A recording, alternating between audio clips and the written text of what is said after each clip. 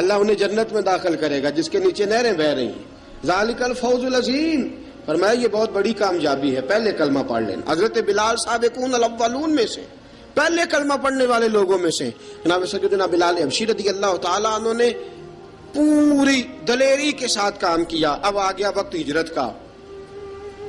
رسول پاک صلی اللہ تعالیٰ علیہ وسلم نے حضرت بلال کو فرمایا بلال تو ہجرت کر جا مدینے کی طرف، چلا جا. حضرت بلال نے عرض کی حضور میں غلام ہوں، خادم ہوں، ہر حکم ماننا میری ڈیوٹی ہے، لیکن ایک عرض کرنی ہے صرف. حضور نے فرمایا بلال کرو. کہا یا رسول اللہ آپ مدینے آئیں گے نا؟ آپ آئیں گے مدینے؟ رسول پاک صلی اللہ علیہ وسلم مسکرا پڑے. فرمایا ہاں میں بھی آؤں گا. کہا حضور بس ٹھیک ہے بتائیں کب جانا ہے، بس اتنی سی بات ہے. آپ آئیں گے نا؟ حضور نے فرمایا آؤں گا. کہا ٹھیک ہے بتائیں کب جانا ہے. سرور کون مکان سیاح لا مکان صلی اللہ تعالیٰ علیہ وسلم نے فرمایا بلال یہ 16 مرد عورتوں بچوں پر مشتمل 16 لوگوں پر مشتمل یہ قافلہ ہے.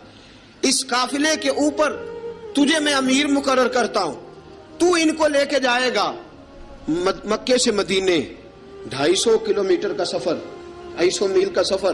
حضرت بلال حبشی رضی اللہ تعالیٰ عنہ قافلے کے امیر بن کے، سخت گرمی کا موسم، حضرت بلال کے ہاتھوں میں تلوار ہے، ایک ہاتھ میں نیزہ ہے، ایک ہاتھ میں تلوار ہے.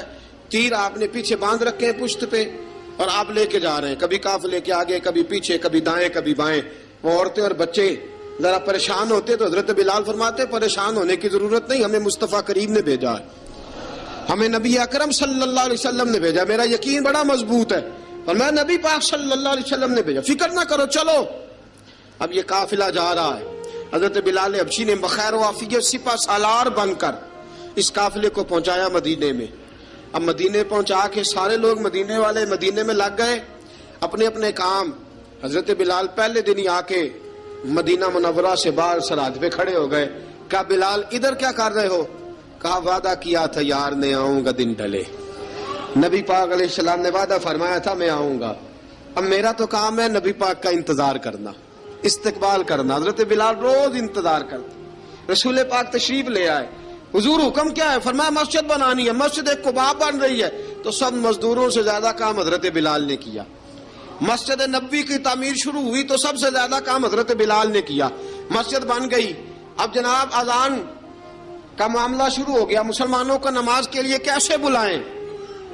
ایک صحابی کہنے لگے حضور ہم اوپر آگ جلایا کریں گے، جب آگ جلے گی تو لوگوں کو پتہ چلے گا نماز کا وقت ہو گیا. ایک نے کہا ہم بڑی دف منگواتے ہیں، دف بجائیں گے نماز کا وقت